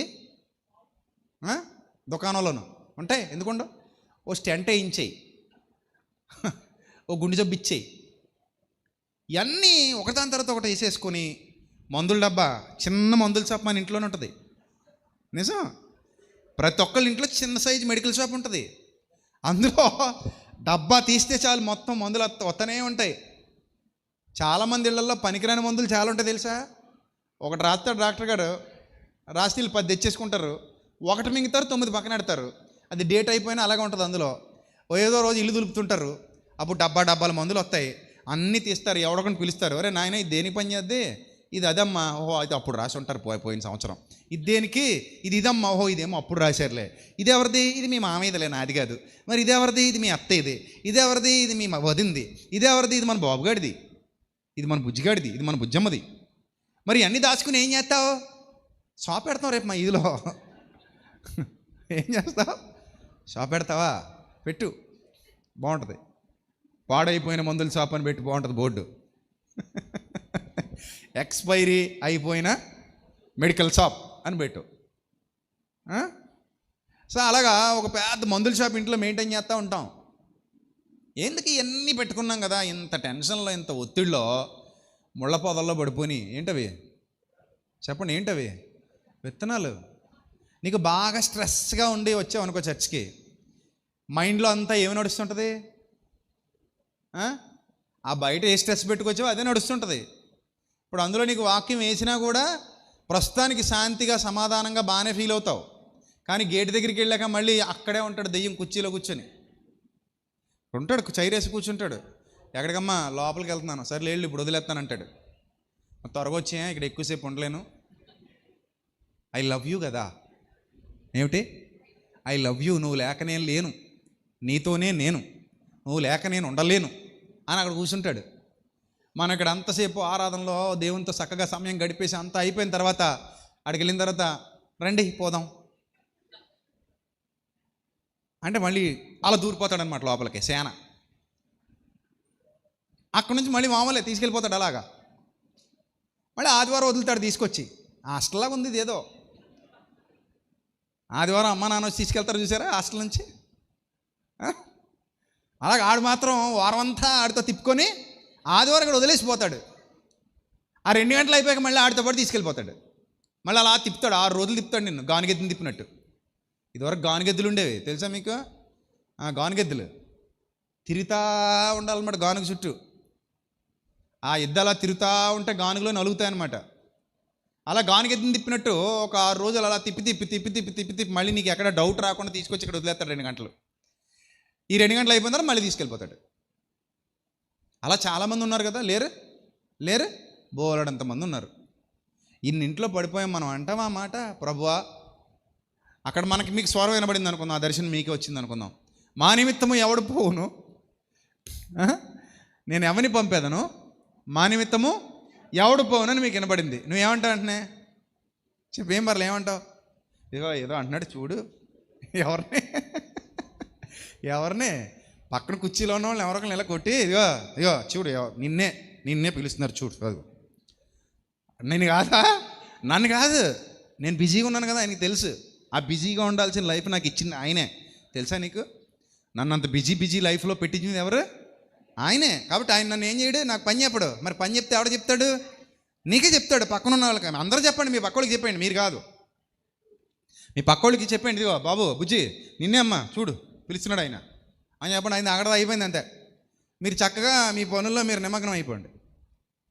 పాట మాత్రం పారండి. ఎవరెళతారు నువ్వెళతావా, మీ తాతెళతాడా, మీ మామ్మెళుతుందా, నువ్వు ఎవరిని పంపిస్తావు, నేను మాత్రం వెళ్ళను, నేను చాలా బిజీగా ఉన్నాను, నాకు చాలా పనులున్నాయి అని చెప్పండి. రేపు అక్కడికి వెళ్ళాక కూడా ఆయనతో అదే పాట పాడండి. సేమ్ పాట అక్కడ కూడా ఏం చేయండి, ఇలాగే పాడేయండి. పాడిస్తే ఆయన హ్యాపీగా బలా నమ్మకమైన దొంగదాసుడా, నమ్మకమైన కదా, బలా అపనమ్మకస్తుడవైన దొంగదాసుడా అనాలా, దొంగదాసురాలా అనాలా, ఏమనాలి? గెట్ అవుట్ అనాలి. మీరు ఎక్కడి వారో నేను మిమ్మును ఎరుగను అనాలి. కాబట్టి రండి మన వివాదము తీర్చుకొందము అన్నప్పుడు ప్రభు యొక్క పిలుపును గ్రహించిన వాడు ధన్యుడు. ఆయన పిలుపు ఎవరు అర్థం చేసుకుంటారో వాళ్ళు ఎప్పటికీ ధన్యులే. ఇప్పుడే కదా, ఎప్పుడు ధన్యులే వాళ్ళు. ఆయన పిలుపు వినబడాలి, ఆయన పిలుపు అర్థం చేసుకోవాలి. ప్రభు నన్ను పిలుస్తున్నాడు, ప్రభు నాతో మాట్లాడుతున్నాడు అని గ్రహించిన వారు ధన్యులు. ఏంటో ఈ కడవరి దినాల్లో వాక్యం కరువైపోతుంది, సత్యం కరువైపోతుంది. మనుషులు వెలిగింపబడి దేవుని పని చేయాల్సిన మాట పక్కన పెడితే కేవలం లోకాశల మీద, లోక ఉద్దేశాల మీద భోగాశక్తులైపోయి సన్నిధికి వెళ్తే ఏమొస్తుందో, సన్నిధికి వెళ్తే ఏమిస్తాడో, సన్నిధికి వెళ్తే ఇంకేలా దీవిస్తాడో అనే భావంలోనే బతుకుతున్నారు తప్ప, సన్నిధికి వెళ్తే ప్రభు స్వరం నాకు వినబడుతుంది, ప్రభు నాతో మాట్లాడతారు, నేను ఆయన మెలనైన స్వరాన్ని విని ఆయన యొక్క సేవలో అడుగు పెట్టాలి, ఆయన యొక్క చిత్తాన్ని జరిగించాలి, నా శరీరం ఆయన సజీవయాగంగా సమర్పించాలి, శ్రేష్టమైన కానుక నా జీవితంలో నేను ఆయనకు అర్పించాలి, ఆయన చిత్తానుసారంగా నేను బ్రతకాలి, నా శరీరమే ఆయనకు ఇష్టమైనది అని భావించే వాళ్ళ సంఖ్య దినదినం తగ్గుతూ పోతుంది. అలా తగ్గుతూ పోతే ఫలితం రాదు. ప్రభు వచ్చే సమయానికి ఎత్తబడే వారి సంఖ్య ఏమైపోద్ది? అప్పుడు తగ్గిపోద్ది. సహదాసుల యొక్క లెక్క ఏమవ్వాలి? పూర్తవ్వాలి కదా. ఆ లెక్కలో మనం ఉండాలి కదా. ఓర్చుకోవాలట, శ్రమను భరించాలి, ఓర్చుకోవాలి, కష్టాన్ని భరించాలి, శోధన భరించాలి, ఇరుకులు భరించాలి, ఇబ్బందులు భరించాలి, భరించి ముందుకెళ్ళాలి. అలా భరించి ముందుకెళ్ళకపోతే ఇబ్బంది అయిపోతాం. సో రండి ఇప్పుడు మరలా యెషయా గ్రంథంలో 2వ మాటకు వద్దాం. యెషయా గ్రంథం, రండి మన వివాదము తీర్చుకొందుము అన్నాడు. మన వివాదం ఏం చేయాలంటే ఇప్పుడు దేవుని సన్నిధిలో తీర్చుకోవాలి. ఏంటయ్యా దేవునికి నీకు ఉన్న వివాదం అంటే, మొట్టమొదటిది అవిధేయత. మొట్టమొదటి దేవునితో మనకున్న వివాదం ఏంటి? అవిధేయత. ఈ అవిధేయత ఏమిటి? ఆయన చిత్తమును జరిగించటానికి నువ్వు ఎక్కడ యాక్సెస్ ఇవ్వట్లేదు. డినైడ్ అంటున్నావు, యాక్సెస్ ఇవ్వట్లేదు. నువ్వు యాక్సెస్ ఇస్తేనే కదా తలుపునొద్ద నిలబడి ఏం చేస్తున్నాడు? తడుతున్నాడు. నువ్వు తీస్తే ఏం చేస్తాడట? He will enter to the house. ఆయన లోపలికి ఎంటర్ అవుతాడు నువ్వు ఓపెన్ చేస్తే. If you don't want to open, he will not come. ఆయన రాడు. నీకు ఓపెన్ చేసే మనసు ఉండాలి ముందు. ప్రభువా నేను నా డోర్ ఓపెన్ చేశాను, ప్లీజ్ రా ప్రభు. ఇన్వైట్ చేయాలి. ఇన్విటేషన్ ఇవ్వాలి. పిలవని పేరెంటానికి ఎవరైనా వస్తారా? ఎవరు రారు. నువ్వు ఇన్విటేషన్ ఇస్తేనే కదా రావాల్సింది. అది గౌరవప్రదమైంది. సో నువ్వు ఇన్విటేషన్ ఇవ్వాలి. ఇన్విటేషన్ ఇచ్చి రా ప్రభు అని పిలవాలి. ఆయన వస్తాడు. వచ్చిన తర్వాత సజీవయాగంగా నిన్ను నువ్వు ఆయనకు ఒక భక్తుడిగా, భక్తురాలిగా సమర్పణ భక్తి జీవితం కలిగి ఉండాలి. ఇచ్చేయాలి. అప్పుడు ఆయన నీ ద్వారా ఆయన పని జరిగించుకుంటారు. మా నిమిత్తము ఎవడు పోవును? ఈ స్వరం నిత్యం వినబడుతుంది. ఆ రోజు ఒక్కసారి దర్శనంలో వినబడింది, ఇప్పుడు వాక్యం ద్వారా నిత్యం వినబడుతుంది. మా నిమిత్తం ఎవడు పోవును? ఎవరు తీసుకుంటారు బాధ్యత? ఎవరు తీసుకుంటారు ఈ బాధ్యత అంటే, నేనున్నాను ప్రభువా అనే స్వరం ఆయనకు కావాలి. దానికోసం ఆయన వెతుకుతున్నాడు. ఇదిగో నేనున్నానంటిని అన్నాడు యెషయా గారు. మరి మనం అనగలుగుతున్నాం, ఇదిగో నేనున్నానంటిని, నన్ను పంపుము. అలాగని ఎవరనంటే మనం ఏమంటాం తెలుసా? ఖాళీగా ఎడుతున్నాడండి, నన్ను అంటాడు, నన్ను పంపమంటున్నాడు. ఎలా ఎడుతున్నాడు? ఖాళీగా ఎడుతున్నాడు కాబట్టి ఏం చేయమంటున్నాడు? నన్ను పంపమన్నాడు. నా అంత బిజీ ఆడికి ఎక్కడ ఉందండి? మేము ఎలా ఉన్నాం? చాలా బిజీ. ఎప్పుడు బిజీయే మాది. నిరంతరం బిజీగా ఉంటాం మేము. ఎంత బిజీగా ఉంటాం. దేవుడు బిజీగా ఉండొద్దన్నాడా మనల్ని? ఉండొద్దన్నాడా? బిజీగా ఉంటూనే ఆ బిజీల్లో ఈ బిజీ కూడా పెట్టుకోమన్నాడు. పెట్టుకోమన్నదా? నువ్వు అమర్చుకుంటావు నీ జీవితంలో కావాల్సిన వాటన్నిటినీ, పనులన్నిటిని ఏం చేసుకుంటావు? అమర్చుకుంటావు. నీకు ఏది అవసరమో దానికి టైం ఇచ్చి మరీ అమర్చుకుంటావు. లోపల 24 గంటల్లో అమర్చుతావు వాటిని. ఒక బీరువాలో ప్లేట్లు పేర్చినట్టు, బీరువాలో గిన్నెలు పేర్చినట్టు, చీరలు పేర్చినట్టు, బట్టలు పేర్చినట్టు నీ లైఫ్లో నీకు కావాల్సిన వాటిని సెట్ చేసుకుంటావు, అమర్చుకుంటావు. ఈ గంట ఇచ్చేస్తాం, ఈ రోజు ఇచ్చేస్తాం, శుక్రవారం ఇక్కడికి వెళ్తాం, మంగళవారం ఇక్కడికి వెళ్తాం, బుధవారం అక్కడికి వెళ్ళాలి, శనివారం ఆ పని చేయాలి, ఈరోజు ఈ పని చేయాలి, ఈరోజు ఆ లైన్కి వెళ్ళాలి, ఈరోజు ఈ వ్యాపారం చేయాలి, ఈరోజు ఆ ఉద్యోగంకి వెళ్ళాలి, ఈరోజు ఇక్కడ, ఇలాగా డ్యూటీ అమర్చుకుంటావు. స్త్రీలు కూడా ఇంట్లో ఏం చేయాలో అమర్చుకుంటారు వాళ్ళ పనుల్ని. మరి ఆ అమరికల్లో సర్వోన్నతుడైన దేవునికి స్థానం లేదా? లేదా? ఉందా లేదా? అన్యాయం తెలుసా? అది అంతా ఆయన దగ్గర తీసుకొని నీకు టైం లేదని చెప్పడం. ఒకరోజు ఒక ఆయన అర్జెంటుగా ఊరు వెళ్ళాలి, కారు ఇమ్మని అడిగాడట. ఈయన కారు ఇచ్చాడు. ఆయన చక్కగా కారు వేసుకుని వెళ్తున్నాడు. అటు తిరిగాడు, ఇటు తిరిగాడు, పొద్దున్న సాయంత్రం తిరిగాడు వెళ్తున్నాడు. ఆయన వచ్చేటప్పుడు ఈ కారు ఇచ్చిన ఓనర్ గారు కొడుకు ఎక్కడో ఒక చోట ఈయన మార్గ మధ్యలో ఆయన కారు చెడిపోయి బస్ స్టాండ్లో నిలబడి కనబడ్డాడు. వీడు ఆపాలా, ఆపకుండా పోవాలా? ఎందుకు ఆపాలి చెప్పండి? కారు ఎవరిది? వాళ్ళ నాన్నగారిది. వీడు ఎవరి దగ్గర అరువు తెచ్చుకున్నాడు? వాళ్ళ నాన్నగారి దగ్గర. ఆయన ఎక్కడో కారు ఫెయిల్ అయిపోయి ఎక్కడో దూర ప్రాంతంలో సుదీర్ వీళ్ళు వెళ్ళే మార్గంలోనే ఎక్కడో ఆయన పాపం వెయిట్ చేస్తున్నాడు, ఏదో బస్సు వస్తే ఆపుదాం ఎక్కుదామని. కానీ మార్గ మధ్యలో ఆయన ఊహించకుండా ఆయన కారే వచ్చింది, వాళ్ళ నాన్నగారు కారు వచ్చింది. కానీ డ్రైవర్ వాళ్ళ నాన్నగారు కాదు, వేరే వాడికి ఇచ్చారు. కానీ వీడేం చేశాడు తెలుసా? ఆపకుండా పోయాడు. అప్పుడు ఇంటికి వెళ్ళిన తర్వాత డాడీ అడుగుతాడు, నాయనా నువ్వు వచ్చే మార్గంలో నా బిడ్డ కనబడ్డా? కనబడ్డాడయ్యా. మరి ఆపావా? ఆపలేదయ్యా. మా ఇద్దరికి ప్రైవసీ ఉండదనయ్యా, నేను నా లవరు వస్తున్నాం అయ్యా. ఆ లవరే సైతానిగాడు. నీతో పాటు ఎవడున్నాడు? నా లవర్ ఉందయ్యా, ఇద్దరం కలిసి మాట్లాడుకుంటూ ప్రైవసీగా వస్తున్నాం, ఏరిశనక్కాయలు తింటును. అప్పుడు మధ్యలో నీ బిడ్డ ఎక్కాడనుకో, నా లవర్తో నేను మరి అంత క్లోజ్గా ఉండలేను కదా, అందుకని నీ బిడ్డను నేను వదిలేసి వచ్చానయ్యా. ఎంత దరిద్రంగా ఉన్నాడు ఆ వ్యక్తిత్వం గలవాడు, ఆ సేవకుడు. అలా ఉన్నామేమో మనం. జాగ్రత్త సుమా. నీ దినం, నీ సమయం, నీ స్వాస్థ్యం, నీ శక్తి, నీ ఆరోగ్యం, నీ ఐశ్వర్యం, నీకున్న సమస్తం, చివరికి నీ జీవితంలో ఉన్న ప్రతి చిన్న చిన్న క్షణం కూడా అన్నీ ఆయనవే. ఆయన వలనని నీకు అన్నీ లభించాయి. నీ బంధాలు, నీ బంధుత్వాలు, నీ స్నేహాలు, నీ స్వాస్థ్యం, నీకున్న ఎవ్రీథింగ్ ఏదైనా కానివ్వు. ఆయన లేకపోతే నీ దగ్గర ఏమీ లేదు. నువ్వు ఆయన్నే ఎక్కించుకొని అంటున్నావు, నువ్వు ఆయన్నే వదిలేస్తున్నావు, నువ్వు ఆయన్నే దూరం పెడుతున్నావు. ఆయనకు ఉపయోగపడిన ఒక బిజీయే. అంతా ఆయన దగ్గర తీసుకుని సమస్తం ఆయన దగ్గర తీసుకుని ఆయన మీద తిరగబడ్డాం. అది ఉత్తమమైన వ్యక్తి లక్షణం కాదు. కాబట్టి యావత్ క్రైస్తవ సమాజం ఒక్కసారి అద్దం ముందు, వాక్యం అనే అద్దం ముందు నిలబడి ఒక పరీక్ష చేసుకోవాలి. ప్రభువా, వివాదం తీర్చుకోవడానికి రమ్మని పిలుస్తున్నావు. చాలా ఉన్నాయి వివాదాలు. వెంటనే వాటిని అన్నిటిని ఏం చేయాలి? క్లోజ్ చేసేసుకోవాలి. కోర్టు కేసు లాంటిది వివాదం అంటే ఏంటి? Court case. అది ఏం చేయాలి? క్లియర్ అవ్వాలి. అది క్లియర్ అయితే నువ్వు క్లియర్ అవుతావు. అది క్లియర్ కాకపోతే నీ మీద ఏముంటుంది? బర్డెన్ ఉంటుంది. నెట్లో కొడితే వచ్చేస్తాయి కదా ఎవడి మీద ఎన్ని కేసులు ఉన్నాయని. నీ పేరు కొట్టి, నీ ఊరు కొట్టి, నీ కొడితే, నీ నెంబర్ కొడితే వస్తాయి కేసులు. నీ బండి నెంబర్ కొడితే నీ మీద ఎన్ని చలానాలు ఉన్నాయో వచ్చేస్తాయి. నీ కారు నెంబర్ కొడితే.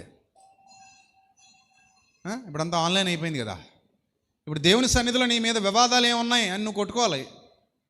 నాకు దేవునికి మధ్య ఏమైనా వివాదాలు ఉన్నాయా, వాటిని నేను ఏమైనా పరిష్కరించుకోవాలి.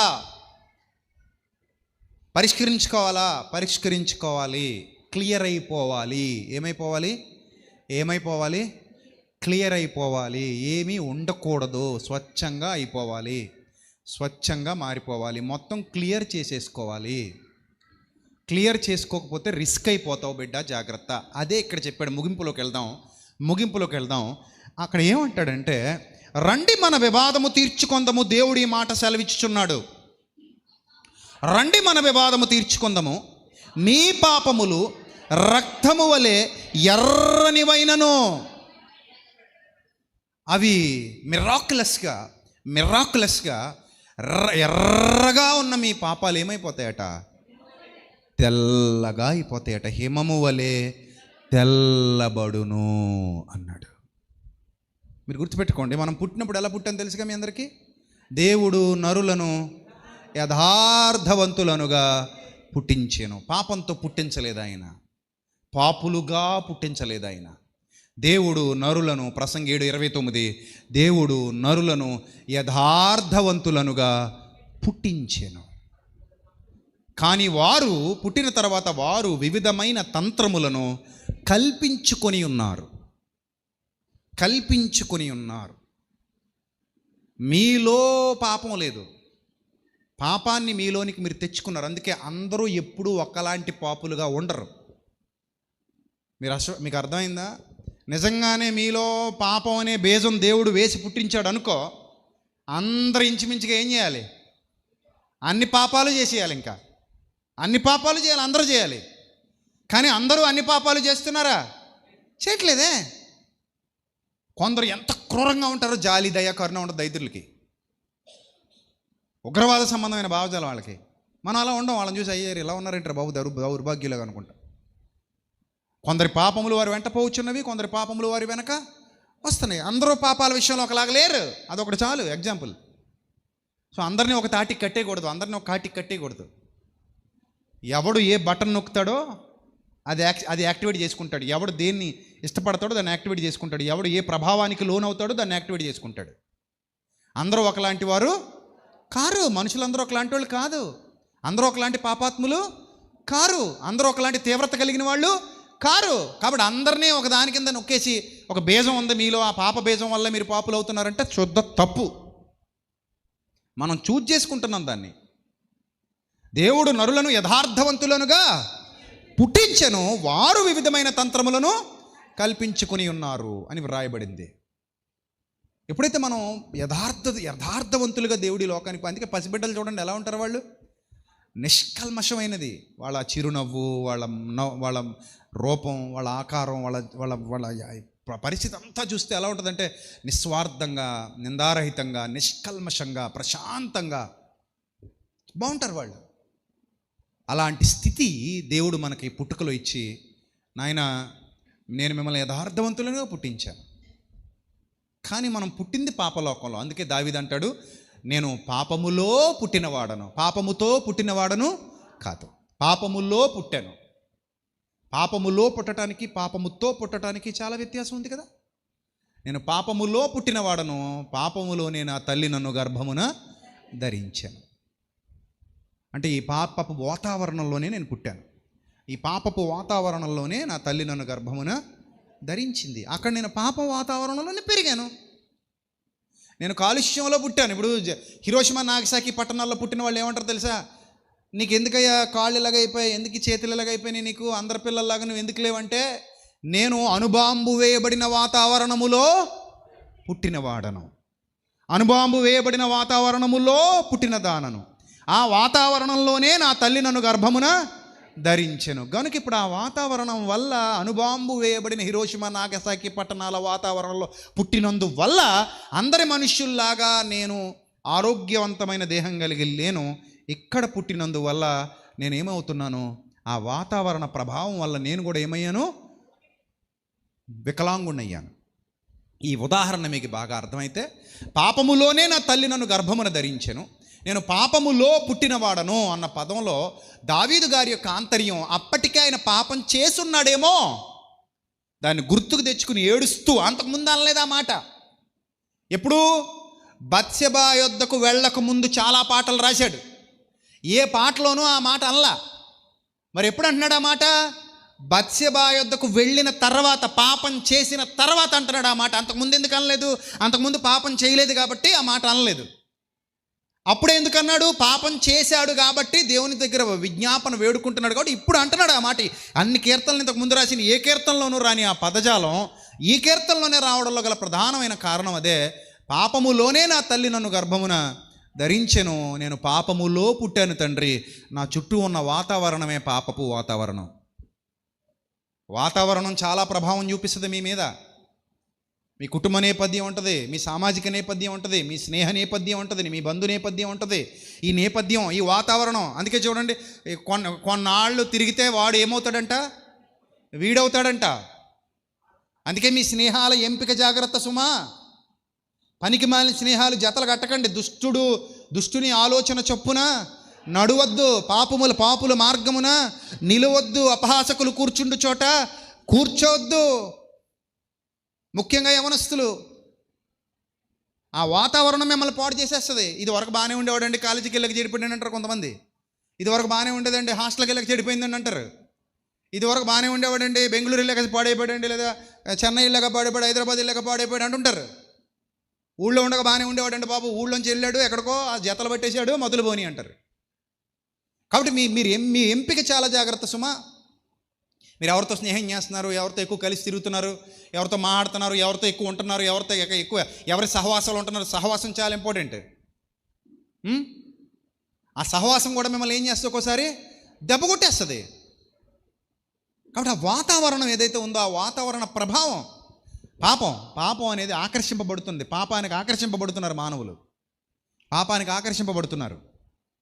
అలాంటి పాపలోకంలోకే యేసుక్రీస్తు అడుగు పెట్టారు, కానీ పాపానికి ఆయన ఎన్నడూ చోటు ఇవ్వలేదు. ఆయన పాపము లేనివాడుగా ఉండెను అని వ్రాయబడింది గ్రంథంలో. అది యేసుక్రీస్తుకున్న ప్రత్యేకత, పాపము లేనివాడుగా ఉండెను. కాబట్టి ఎప్పుడైతే ఈ పాపం లేని స్థితిలో నుండి అపరాధముల చేతను పాపముల చేతను ఎలా చచ్చాం మనం? అపరాధం అంటే చేసేదా, చేయకుండా ఇన్బిల్ట్గా వచ్చేసేదా? చేసేది. దోషము చేసేది, అపరాధములు పాపము చేసేది. ఆజ్ఞాతిక్రమమే పాపం. అంటే there is an action that is called sin. అది unfaithful action, ungodly nature. That is not godly nature, ungodly nature. ఆ క్రియ, ఆ యాక్షన్లో అన్గాడ్లీ నేచర్ ఉంది కాబట్టి, దేవుని యొక్క ప్రతిష్టాత్మకమైన ఆలోచన విధానంతో ముడిపడినది కాదు కాబట్టి, ఆ దుష్టక్రియ అంగీకారం పొందడం వల్ల నీ హృదయానికి ఆ క్రియ నీకు సాక్షాత్కృతం అయ్యింది. దానివల్ల నువ్వు పాపాత్మురాలుగా పిలువబడుతున్నావు. ఒకవేళ నువ్వు అది యాక్సెప్ట్ చేసి ఉండకపోతే నువ్వు పాపాత్మురాలివి కాదు. అందరు మనుషులు అన్నీ యాక్సెప్ట్ చేయరు. కొందరు మనుషులు కొన్ని యాక్సెప్ట్ చేస్తారు. అందరు మనుషులు చెడిపోయిన వాళ్ళు, ప్రమాదకరమైన వ్యక్తులు కారు. కొందరు మాత్రమే ప్రమాదకరమైన వాళ్ళు, చెడిపోయిన వాళ్ళు. అందరూ అన్ని సందర్భాల్లో ఒకేలాగా ఉండరు. కొందరు మారిపోతారు, కొందరు మారరు. కొందరు పశ్చాత్తాపడతారు, మరి కొందరు పశ్చాత్తాపం చెందరు. ఇక్కడ 51వ కీర్తన అంతా కూడా పశ్చాత్తాపంతో ఉన్నది. వివాదం తీర్చుకుంటున్నాడు దేవుడి దగ్గర దావీదు. అందుకే అంటున్నాడు, ప్రభువా నేను పాపం చేశాను. నేనేం చేశాను? పాపం చేశాను. నేను పాపం చేశాను ఒప్పుకుంటున్నాడు. నేను పాపములో పుట్టిన వాడను. I was shapen in iniquity అన్నాడు. I was shapen in iniquity. ఆ పాపములో నేనున్నాను. ఆ వాతావరణం నన్ను ఆవహించింది. ఏ వాతావరణం లేదనుకోండి. అందుకే అన్నాడు, మరి దుష్టుల ఆలోచన చొప్పున నడువక, పాపులు మార్గమున నిలువక, అపహాసకులు కూర్చుండు చోట కూర్చుండక. ఎందుకు దావీదు ఆ మాట చెప్తున్నాడు? అరే అంటించుకుంటావురా బిడ్డ, అక్కడికి వెళ్ళకు. అక్కడికి వెళ్తే ఏమవుతావు? కొన్నాళ్ళకి వాడే వీడవుతాడు. తిరిగి మతులు పోతాయి. అందుకే నీ జతలు జాగ్రత్త. జతల వల్ల మతులు పోతాయి, జాగ్రత్త. ఆ జత ఏమిటో పరీక్షించుకోవాలి, ముఖ్యంగా యవనస్తులు. అందుకో మంచి పాట రాశాను. ఆ పాట ఈ మధ్య ఎవరో పాడలేదు. యవ్వనుడా విన్నావా ఇది, కాలం సమీపమైనది, సాతాను పొంచి ఉన్నది, నీకు లోకాశలు చూపుతున్నది, క్షణికమైన మత్తు రెప్పపాటు సుఖము, ఎరలు వేసి వలలు వేసి లాగుతున్నది, నిన్ను పాతాళలోకానికి పంపుతున్నది, ఎరలు వేసి వలలు వేసి లాగుతున్నది, నిన్ను పాతాళలోకానికి పంపుతున్నది. యవ్వనుడా విన్నావా ఇది, కాలం సమీపమైనది, సాతాను పొంచి ఉన్నది, నీకు లోకాశలు చూపుతున్నది. తడబడు నడకల నడుమ తలదించని యవ్వనం, ఒడిదుడుకుగా నిర్ణయాలు తీసుకునే తరుణం. తడబడు నడకల నడుమ తలదించని యవ్వనం, ఒడిదుడుకుగా నిర్ణయాలు తీసుకునే తరుణం. ఆలోచనలకు లేదు ఆ వయసుల కళ్ళెం, అదుపే చెయ్యకపోతే బ్రతుకంతా శూన్యం. ఇది అర్థం కాకుంటే యవ్వనమే ప్రమాదం, ప్రభు కొరకు అర్పిస్తే అదే నీకు ప్రధానం. యవ్వనుడా విన్నావా ఇది, కాలం సమీపమైనది, సాతాను పొంచి ఉన్నది, నీకు లోకాశలు చూపుతున్నది. ఏది యాక్సెప్ట్ చేస్తావో అది అయిపోతావు. కాబట్టి నువ్వు పాపివి అని పిలువబడాలంటే లోపల నుంచి ఏదో పురుగులాగా వచ్చేసి నేను పాపలు పడేది. అలాంటి పురుగులు ఏమి లోపల లేవు, జాగ్రత్తగా ఉండండి. ఆ పురుగులు ఏమంటే బయట ఉంటుంది, ఎదురుగుటి పురుగులు. ఆ పురుగులు మనల్ని కాటేస్తాయి. అర్థమైందా? మన లోపల ఏ పురుగులు లేవు. ఆ పురుగును మనమే ఆహ్వానిస్తాం వయసు వచ్చిన తర్వాత. అందుకే నరుని హృదయాలోచన పుట్టుకతో చెడ్డది కాదు. ఎప్పటి నుంచి చెడ్డది? వాని బాల్యం నుండి చెడ్డది. ఎందుకు? ఆ పురుగును ఆహ్వానించే పరిస్థితి వచ్చేసింది. వాని బాల్యం నుండి చెడ్డది. అర్థమైందా? సో ఇప్పుడు రండి మన వివాదము తీర్చుకుందాము. నేను నీ పుట్టుకను పాడు చేస్తే, నీ పుట్టుకతో నేను నిన్ను పాపిగా పంపిస్తే రండి మన వివాదం తీర్చుకుందామని అనే అధికారం ఎవరికి ఉండదు? దేవునికి ఉండదు. ఎందుకంటే నేను దేవుని తప్పుపడతాను. ప్రభువా నన్ను ఏమన్నా నువ్వు పరిశుద్ధంగా పుట్టించావా అంటే ప్రసంగి 7:29 మన వ్యతిరేకం. పరిశుద్ధాత్ముడు మాట. పరిశుద్ధాత్ముడు ఏమంటున్నాడు ప్రసంగి 7:29లో? దేవుడు నరులను యథార్థవంతులనుగా పుట్టించాను. దేవుడు నరులను, ప్రసంగి 7:29 చదవండి. ఇది ఒకటి మాత్రమే నేను కనుగొంటిని, that God hath made man upright అన్నాడు. అంటే దేవుడు నరులను యథార్థవంతులనుగా పుట్టించెను. ఆ పరిస్థితి దేవుడు కల్పించినప్పుడు మనం అపరాధముల చేత పాపముల చేత ఏమయ్యాం? చచ్చాం. మనం చచ్చాం. అందుకే మనమే ఆ వివాదాన్ని ఏం చేయాలి? తీర్చుకోవాలి. రండి మన వివాదము తీర్చుకుందాము. మీ పాపములు రక్తము వలె ఎర్రనివైనను అవి హిమము వలె తెల్లబడును, అవి కెంపు వలె ఎర్రనివైనను అవి గొర్రె బొచ్చు వలె తెల్లనివగును అని అంటున్నాడు. కండిషనల్ బ్లెస్సింగ్ ఒకటి ఉంది. ఏం బ్లెస్సింగ్? ఏం బ్లెస్సింగ్ అమ్మా? Conditional blessing. కండిషన్స్ అప్లై అంటాడు కదా అప్పుడప్పుడు. మీకు ఏమైనా కంపెనీ వాళ్ళు ఏమైనా పెట్టినప్పుడు ఏమంటాడు? షరతులు వర్తిస్తాయి అంటాడు. కండిషన్స్ అప్లై అంటాడు. సో ఇక్కడ కూడా ఏమంటున్నాడంటే మీరు సమ్మతించి, దానికి నా మాటకి మీరు సమ్మతించి, నా ఇన్విటేషన్ తీసుకొని దానికి సమ్మతించి మీరు నా మాట వినిన ఎడలా మీరు భూమి యొక్క మంచి పదార్థాలు అనుభవిస్తారు. వినని ఎడలా, అందుకే కండిషనల్ బ్లెస్సింగ్ అన్నాను. అందుకే వినని ఎడలా అనుభవిస్తారు, వినని ఎడలా అనుభవించరు. అందుకే కండిషనల్ బ్లెస్సింగ్ ఇది. సమ్మతింపక తిరుగుబడిన ఎడల నిశ్చయంగా మీరు కటకం పాలవుతారు. అయితే అటు లేకపోతే ఇటు. సో కాబట్టి వివాదం తీర్చేసుకోవాలి. వివాదం ఉండకూడదు. ఎవరితో ఉండకూడదు వివాదం? దేవుడితో. మీకు ఎప్పుడు సమాధానమే ఉండాలి తప్ప వివాదం ఉండడానికి వీలు లేదు. వచ్చే వారం ఇదే అంశం మీద రెండో భాగం మాట్లాడతాను, చిన్న ప్రాక్టికల్ చేసి. అంటే ఈ వారమే మాట్లాడదాం అనుకున్నాను, but I don't have time, sufficient time. So time is over. So I want to close this message. కాబట్టి వచ్చే వారం నేను మీకు ఇదే అంశం మీద మరింత లోతైన మరింత సమగ్రమైన వివరణ ఒక చిన్న ప్రాక్టికల్ చేసి చూపిస్తూ ఒక సమగ్రమైన వివరణ ఇస్తాను మీకు. అప్పుడు వచ్చే వారం మరింతగా నేర్చుకుందరు. కానీ వివాదం తీర్చుకోవాలి. రండి మన వివాదం పిలిచింది ఎవరమ్మా? మానవుడా దేవుడా? దేవుడే పిలిచాడు. ఎవరిని పిలిచాడు? అపరాధముల చేత పాపముల చేత చచ్చిన స్థితిలో ఉన్న మనల్ని పిలిచాడు. పిలిచి ఏం అప్పగించాడు? పని అప్పగించాడు. అరే నాతోనే ఉండండి బిడ్డ, నా పనిలో ఉండండి, మీరందరూ నా పిల్లలు, మనందరం కలిసి పని చేద్దాం, మీరు నా పనిలో ఉండండి, నా పనిలో ఉండండి, పని అప్పగించాడు. మనం ఎన్ని మిస్ చేసుకుంటూ కట్ చేసుకుంటూ పోతున్నామో ఎప్పటికప్పుడు చెక్ చేసుకోవాలి. అలా మిస్ చేసుకుంటూ కట్ చేసుకుంటూ పోతే ఒకనొక దినాన మనకు పరలోకంలో చోటు ఉండదు. కాబట్టి ప్రతి సందేశం చాలా కూల్గా, చాలా ఓపెన్గా, అర్థమయ్యే విధంగా మీకు వివరిస్తున్నాను. దుష్టుడు వచ్చి మళ్ళీ అగ్నిబాణాలు వేసేసి, దుష్టుడు వచ్చి మళ్ళీ ఆ లోపలితో చిలకరించేసి పోయి మళ్ళీ మీ మనస్తత్వాలు, మీ ఆలోచనలు, మీ యొక్క బోధన మీరు విన్న బోధ చెరిపి వేయబడకుండా జాగ్రత్తగా కాపాడుకోండి. అర్థమైందా? మంచిగా అన్నం వండుకుంటాం, కుక్క ముట్టెట్టేసింది అనుకోండి, వచ్చి తింటామా? చూడకపోతే తినేస్తాం కదండి అని లాజిక్లు చెప్పకండి. ఏంటి అంత చూడకుండా ఉంటామా? అలాగైతే నువ్వు తిండి తినక మాని. ఎప్పటికప్పుడు ఏం చేయాలి? అది ఎలాగుందో చూసుకోవాలి. అది నీ బాధ్యత. వచ్చి కుక్క నోరెట్టేసింది అనుకో, ఏదో పై తీసి తినేద్దాం అనుకుంటావా? చిచ్చి చేయకూడదు. అలాగా పడేయాలి, మొత్తం పడేసి మళ్ళీ ఫ్రెష్గా వండుకోవాలి. అందుకే అన్నం అయితే మళ్ళీ పడేసి వండుకోవచ్చు. బోధ హృదయానికి సంబంధించింది, అది పడేయడానికి కుదరదు. అందుకే పాడైపోకుండా చూసుకోండి. ప్రతి విషయం ఎవరేమి చెప్పినా సరే వినండి, కానీ దాన్ని లాజికల్ థింకింగ్తో ఆలోచించండి. వారు అపోస్తలుడైన పౌలు, శీల వారు బోధిస్తున్నప్పుడంటే బెరే సంఘస్థులు వారు బోధిస్తున్నది అలాగున్నదా లేదా అని ప్రతిదినము లేఖనములను ఏం చేశారట? పరిశోధిస్తూ వచ్చారు. కాబట్టి మీరు కూడా అలాంటి జాగ్రత్త కలిగి బోధ వింటూ సత్యమందు ప్రతిష్ఠ చేయబడి వర్ధిల్లుతూ ఎదిగేవారిగా ఉండాలి. విన్నాం, విడిచిపెట్టాం, వెళ్ళిపోయాం కాదు. సత్యమందు మీరందరూ ఏమవ్వాలి? ఎదగాలి.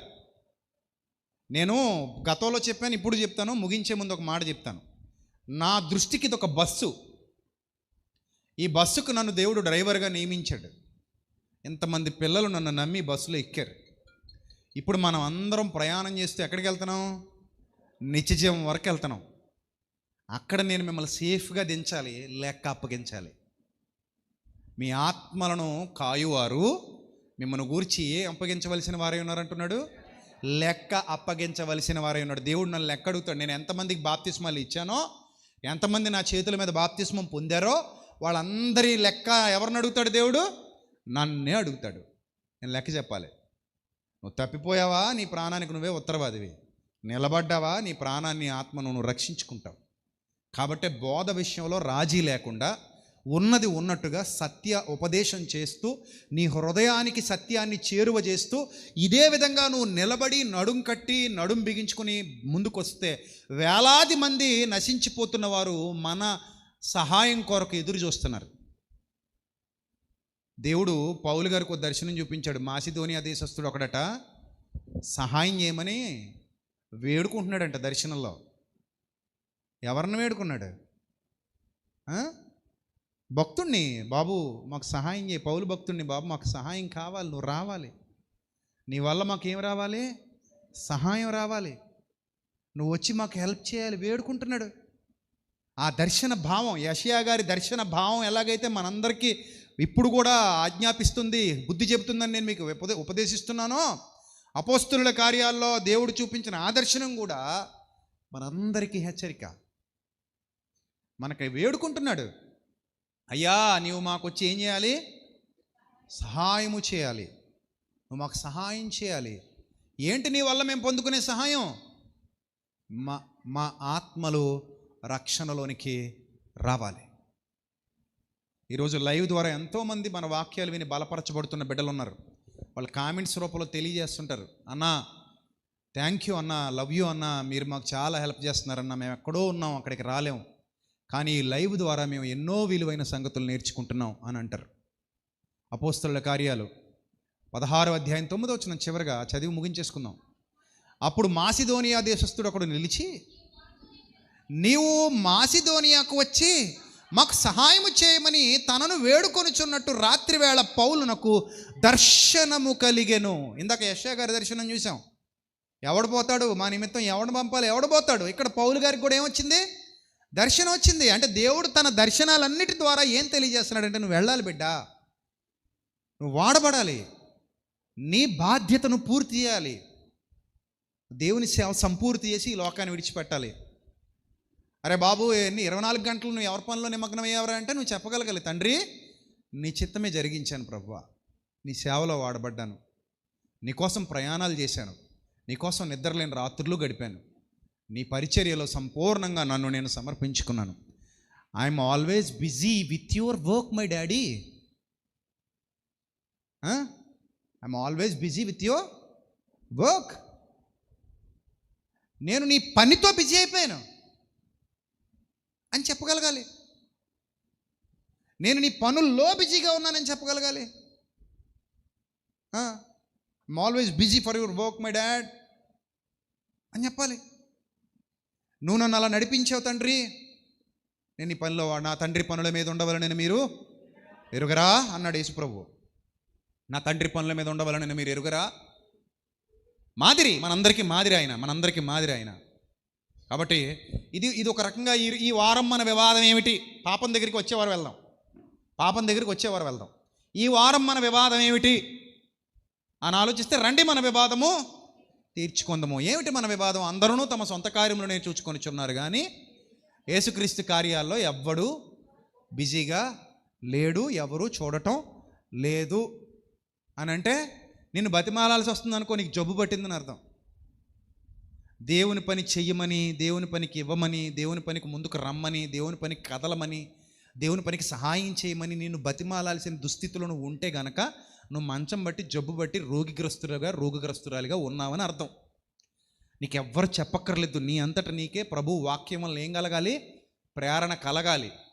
నేను నా తండ్రి పనుల మీద ఉండాలి, నా తండ్రి చిత్తం నా జీవితంలో జరగాలి. టైం నేను నా తండ్రికి ఇవ్వాలి, బాడీ నా తండ్రికి ఇవ్వాలి. నాకున్న సమస్తము ఎవరిది? నా తండ్రిది, ఆయనది. ఆయన చిత్తం నా ద్వారా జరగాలి. అది మన నిర్ణయం కావాలి, అది మనకు నిజమైన ఆశీర్వాదం, అది మనకు నిజమైన దీవెన. అంతేగాని తప్పించుకొని పోకూడదు, ఎప్పుడు పోకూడదు. మరణశయ్య మీద ఉన్నప్పుడు ఆ దర్శనం మనం చూడాలి. బడా నమ్మకమైన మంచి దాసుడా రా బిడ్డ అని పిలవాలి, అప్పుడు వెళ్ళాలి మనం. నమ్మకత్వం చాలా ఇంపార్టెంట్.